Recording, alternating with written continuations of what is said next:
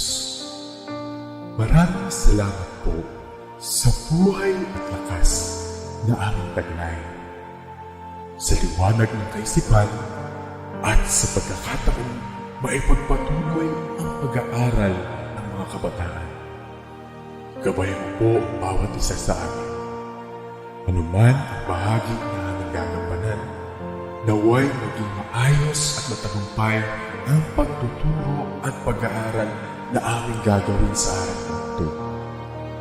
Patawarin mo po kami sa aming mga pagkulang at pagkakasala. At sa aming paggawa, ikaw po ang aming makasama. Amen.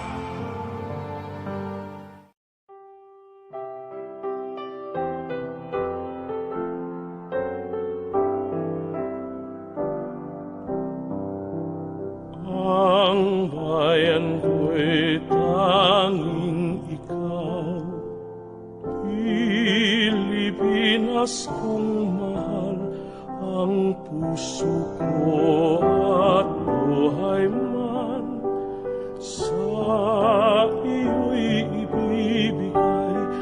Tungkulin kong gagampanan na lagi kang paglingkuran, ang laya mo'y papantayan, Pilipinas kong hirang. Ang bayan ko'y tanging ikaw, Pilipinas kong mahal, ang puso ko at buhay man sa iyo'y ibibigay. Tungkulin kong gagampanan, lagi kang paglingkuran, ang laya mo'y babantayan, Pilipinas kong hirang. Ang laya mo'y babantayan, Pilipinas kong hirang.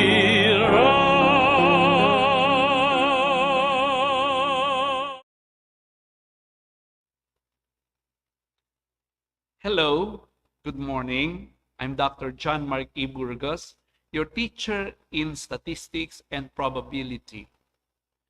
Our objectives for today are formulating appropriate null and alternative hypotheses on a population mean and identifying appropriate form of test statistics when the central theorem is to be used. First of all, let us have an activity. Let's have it in a multiple choice type. I would request you to encircle the letter of the correct answer. So if you are ready, I will give you 5 seconds to answer each question. Let's proceed first with the first question. What kind of parameter is applied in the given situation? The mean height of all grade 10 students is 170 centimeters. Is it A, mean?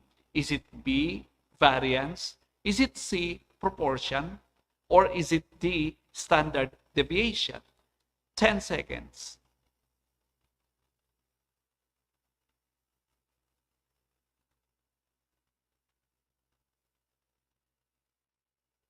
All right, time is up. The correct answer is A, mean. Number 2, a licensed teacher claims that more than 40% of all education graduates passed the licensure examination for teachers. What kind of parameter is used in this claim?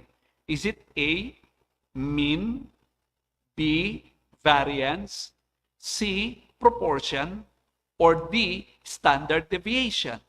10 seconds.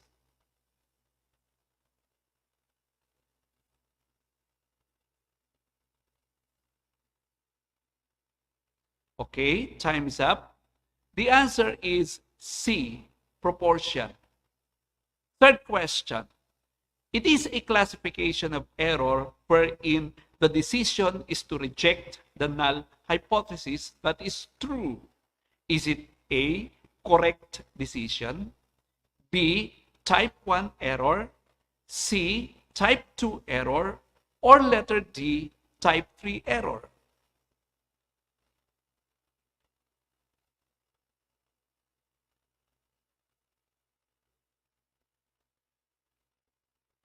All right, time is up. The correct answer is B, type 1 error. Fourth question. It is also known as non-directional test. What is the answer? Is it A, one-tailed test, B, a tailed test, C, a two-tailed test, or D, is it a three-tailed test? 10 seconds.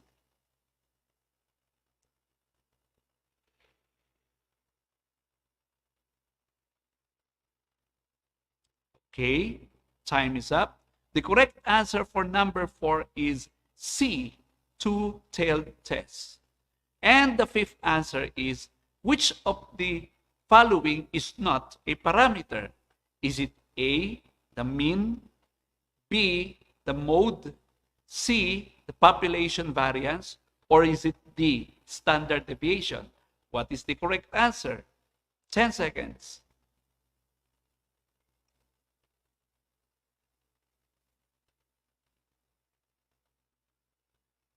So which of the following is not a parameter? The answer is B, mode. Let's proceed now to our first objectives, formulating appropriate null and alternative hypotheses on a population mean. Let's define first statistical hypothesis. It is an assertion or conjecture concerning one or more populations.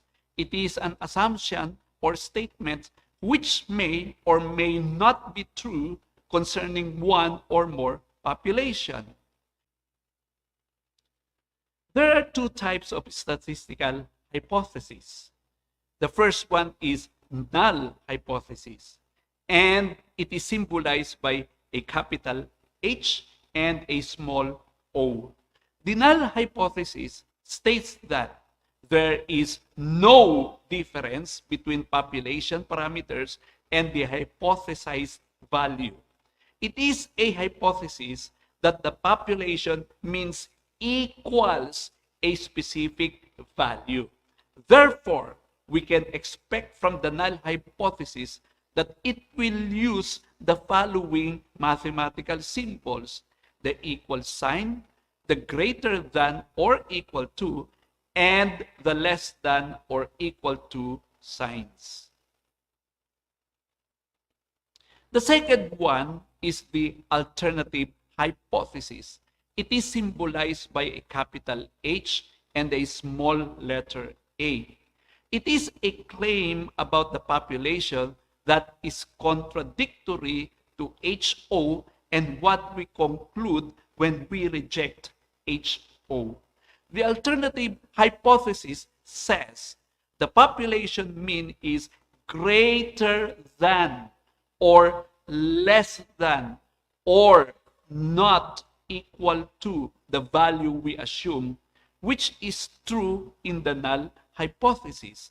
Therefore, in the alternative hypothesis, we can expect that we will be using the symbols greater than, less than, and not equal to signs.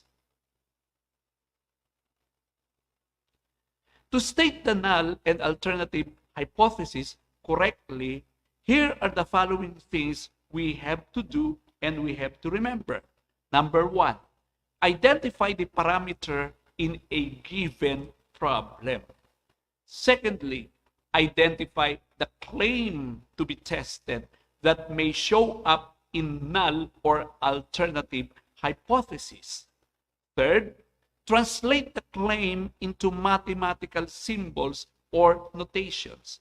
And the last one, formulate first the null hypothesis, symbolized by HO, of course, then the alternative hypothesis, symbolized by HA, based on the three different ways in writing hypothesis.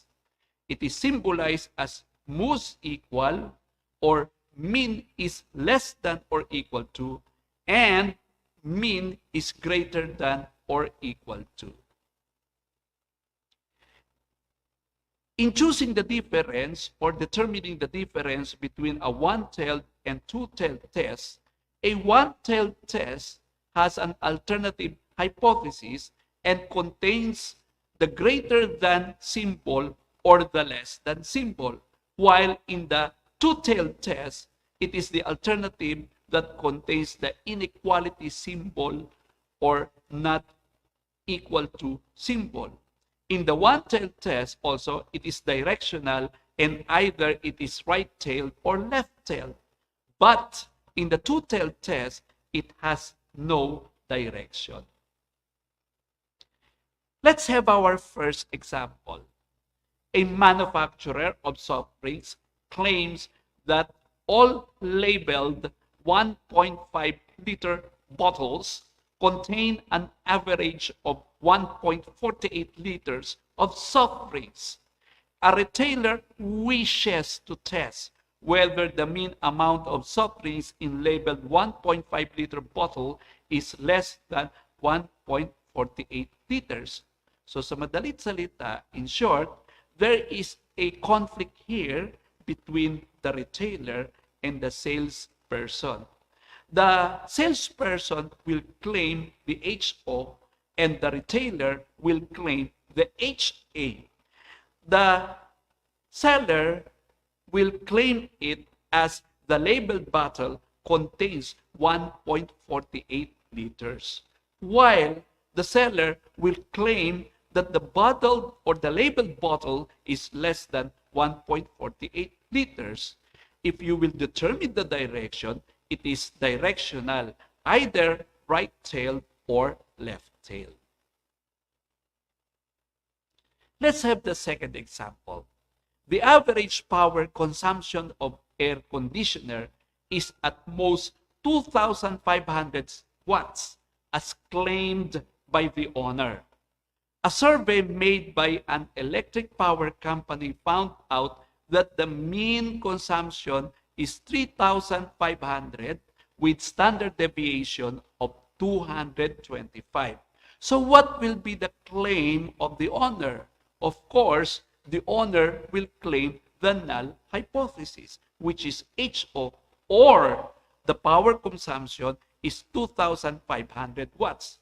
On the other hand, it will be contradicted by someone who made the survey by claiming that, of course, he will be using the alternative hypothesis or HA. He will be claiming that the power consumption is greater than 2,500 watts. To make a conclusion, it is directional. It may either be right-tailed or left-tailed. But to be specific, since it is greater than 2,500, we can claim that it is right-tailed. Because in the right tail of the normal distribution, we are always using that for the positive value. And since greater is on the side of the positive value, therefore it is right-tailed. Let us have an exercise.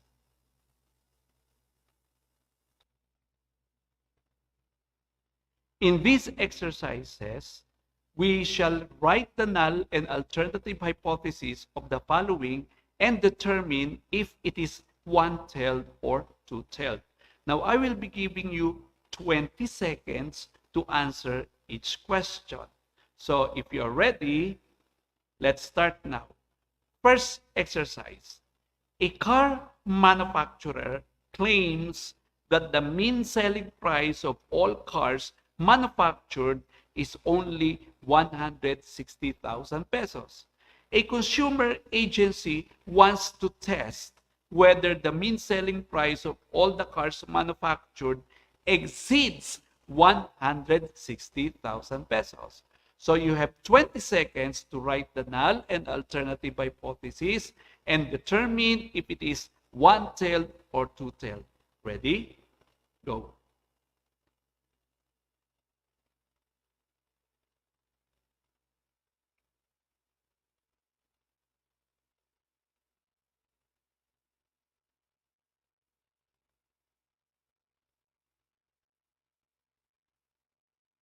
All right? 20 seconds have passed. So the null hypothesis will be the selling price of all cars is 160,000 pesos as claimed by the car manufacturer. And the alternative hypothesis will be the selling price of all cars exceeds 160,000 pesos. Why exceed?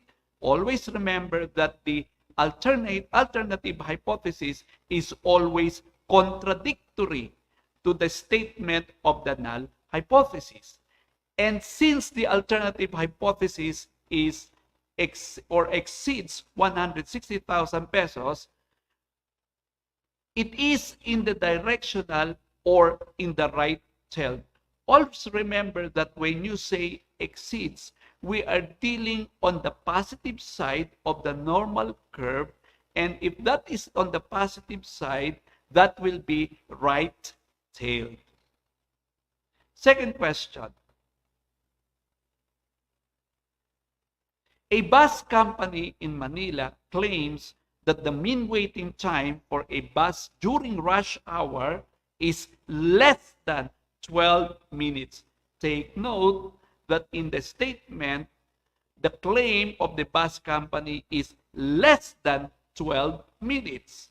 Now, a random sample of 30 waiting times has a mean of 15 minutes with a standard deviation of 4 to 8 minutes.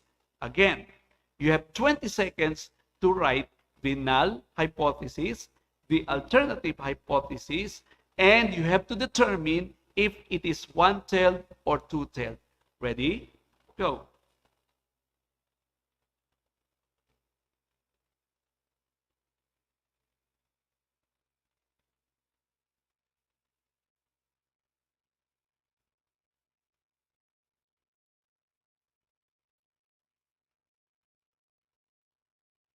Since the bus company claims that it is less than 12 minutes, the null hypothesis will be the waiting time is less than 12 minutes. And since the alternative hypothesis always contradicts the null hypothesis, the alternative hypothesis will be the waiting time is greater than 12 minutes. And since the alternative hypothesis claims that it is greater than 12 minutes, it is directional and in the right tail.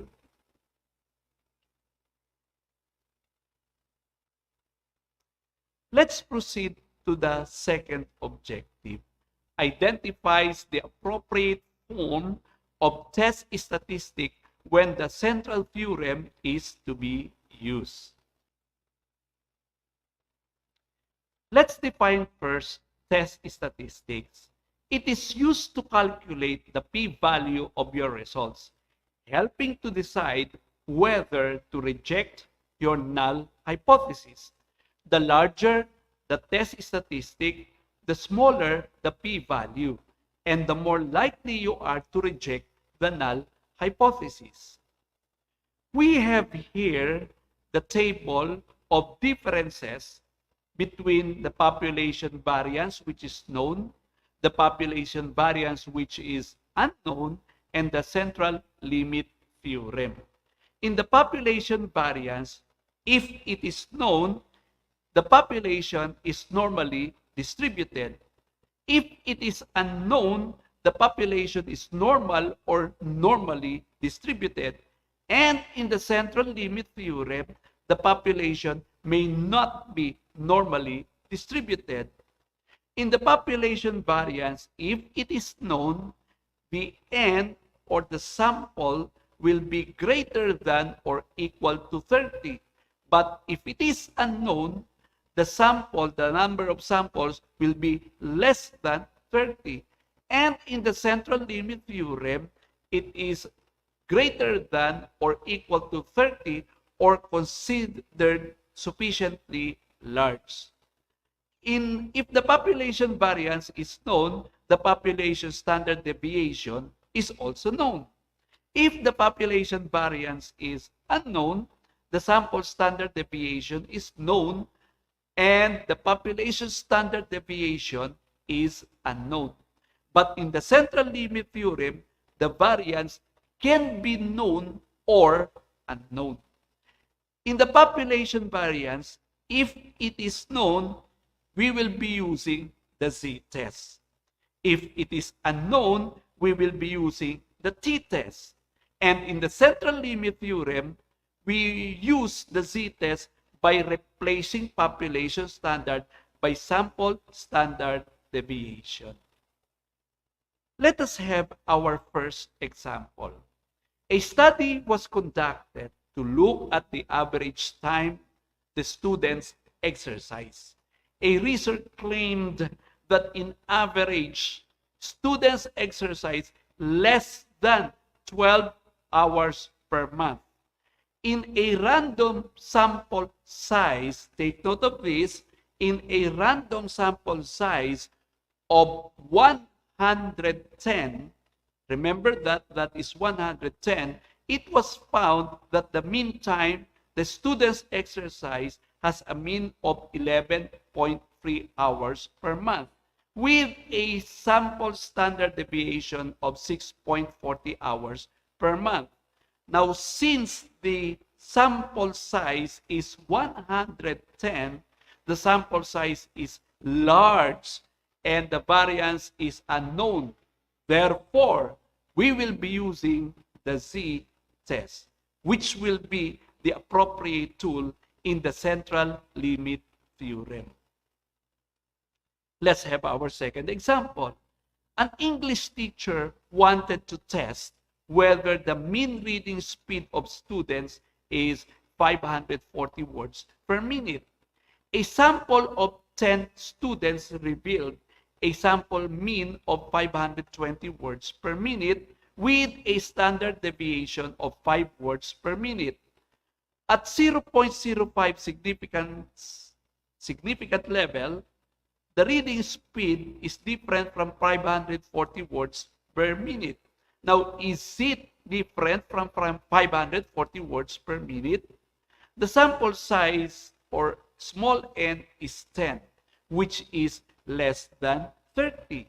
And the sample standard deviation, which is 5 words per minute, was given. Always remember that in this objective, we are tasked to determine if we will be using the z-test or the t-test.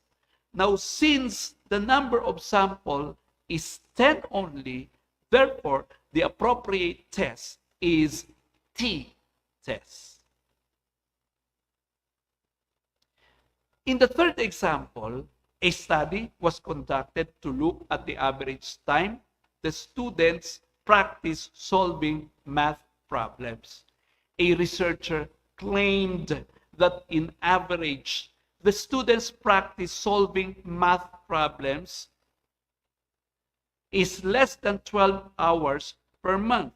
In a random sample, which has a size of n, which is 110, it was found that the mean time students practice is 11.3 hours per month with a standard deviation of 6.40 hours per month.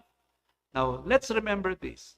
Since n, or the number of samples, is 110, the sample size is large. When you say large, that's greater than 30.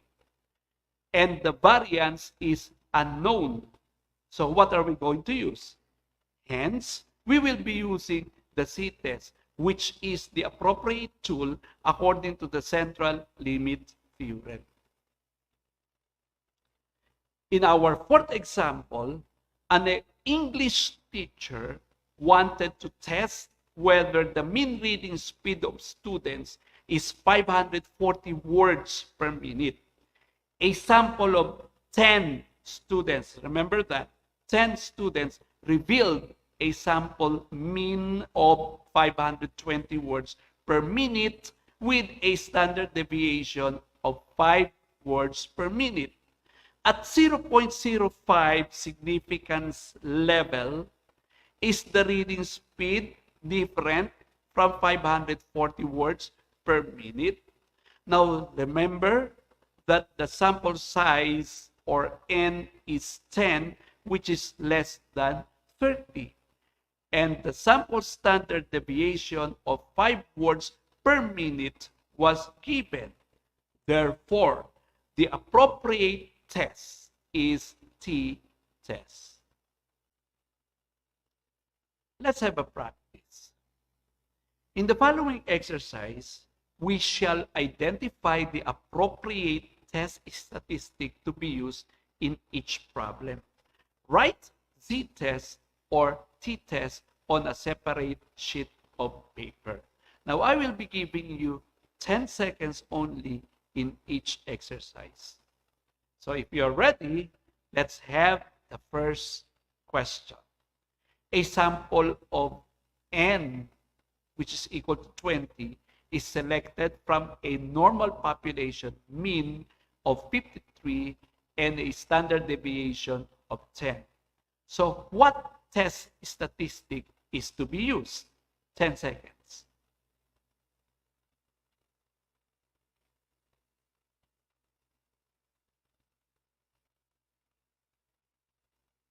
Okay, do you have the answer? Yes, you're correct. It's t-test. Second question.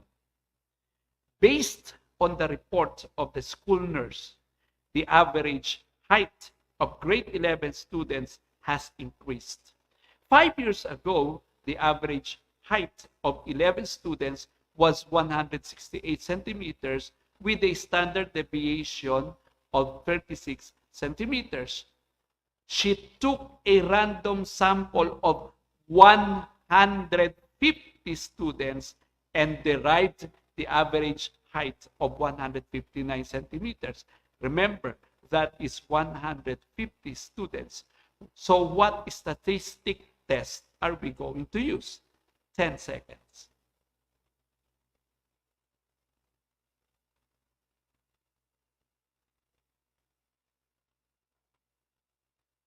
Yes, you are correct.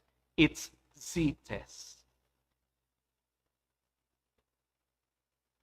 Third question.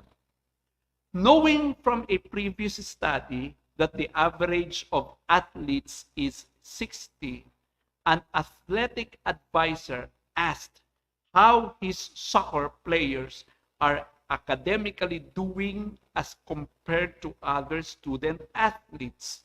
After an initiative to help improve the average of student athletes, the advisor randomly selected 15 soccer players and found 80 as the average with standard deviation of 120 or 1.20. Remember, 15 soccer players. What statistic test are we going to use? 10 seconds.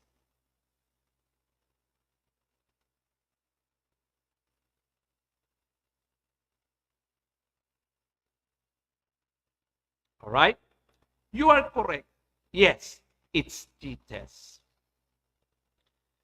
So, let's proceed now to our question and answer.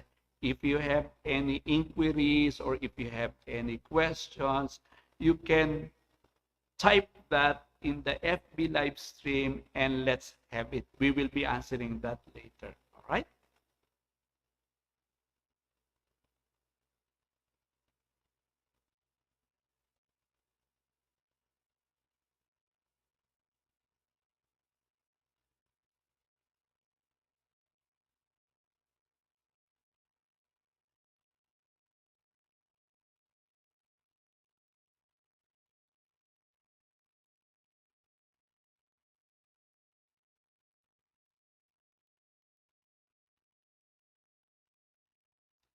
We have a question here.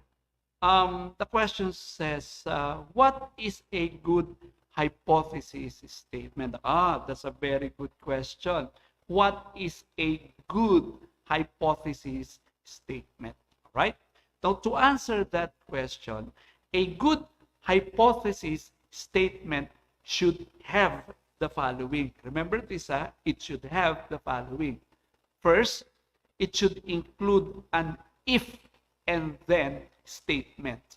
Secondly, it includes both the independent and the dependent variables. Third, be testable by experiment, survey, or other scientifically sound technique. Fourth, we should base on information in prior research. It's either this prior research is either it is yours or someone else. And number 5, have a design criteria, or this is for engineering or programming projects. Thank you very much. I hope you learned something from our lesson. And most especially, I hope you will be applying this in our everyday lives. Let's remember that statistics and probability is very applicable in our everyday lives. So, see you next meeting, and God bless.